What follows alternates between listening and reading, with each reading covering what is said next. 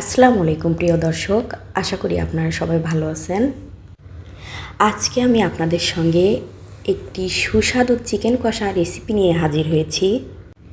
Chicken তো আমরা অনেকভাবে রান্না করে খেয়ে থাকি, বাট এভাবে রান্না করলে চিকেনের স্বাদটাই পাল্টে যাবে। প্রথমেই আমি এখানে 800 গ্রাম চিকেন নিয়ে খুব ভালোভাবে ধুয়ে নিয়েছি। এরপর আমি চিকেনটাকে কিছুটা লবণ, কিছুটা হলুদের গুঁড়া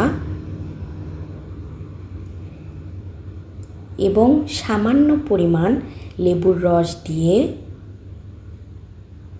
চিকেনটাকে ভালো করে মেখে নিব।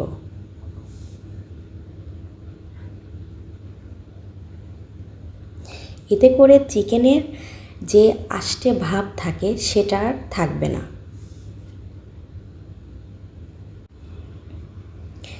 এরপর এটাকে আমি 10 থেকে 15 মিনিটের জন্য রেস্টে রেখে দিব।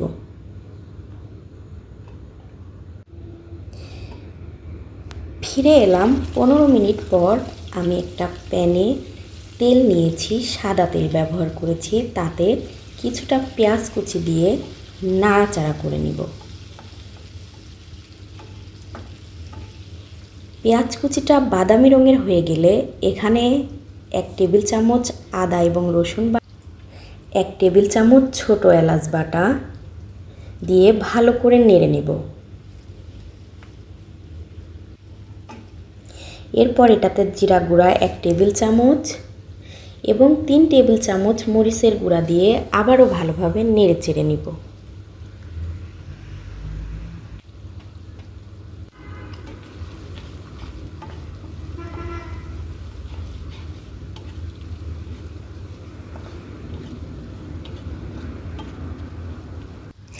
এবার আমি এটাতে 1/2 টেবিল চামচ হলুদের গুঁড়া এবং পরিমাণ মতো লবণ এবং তেজপাতা ও দারুচিনি দিয়ে মশলাটাকে আরও ভালো করে কষিয়ে নেব।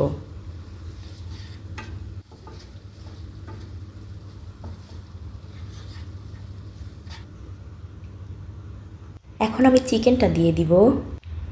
ম্যারিনেট করা চিকেনটাকে কিন্তু আমি আবারও ভালো করে ধুয়ে নিয়েছি। এতে করে চিকেনটা খেতে আরও অনেক মজা লাগবে। এবার আমি এটাকে ভালোভাবে নেড়ে নেব, নেড়ে চেড়ে মিশাই নিব।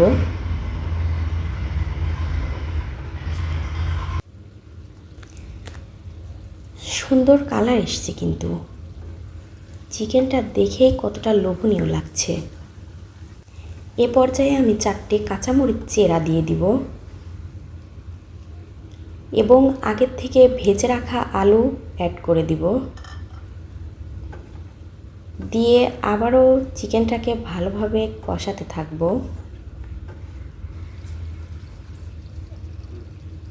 কষানো হয়ে গেলে এ পর্যায়ে আমি সাদা পানি অ্যাড করব। পরিমাণ মতো পানি দিয়ে এটাকে আরেকটু ভালোভাবে নাড়াচাড়া করে ঢেকে দিব ঢাকনা দিয়ে 5 মিনিটের জন্য।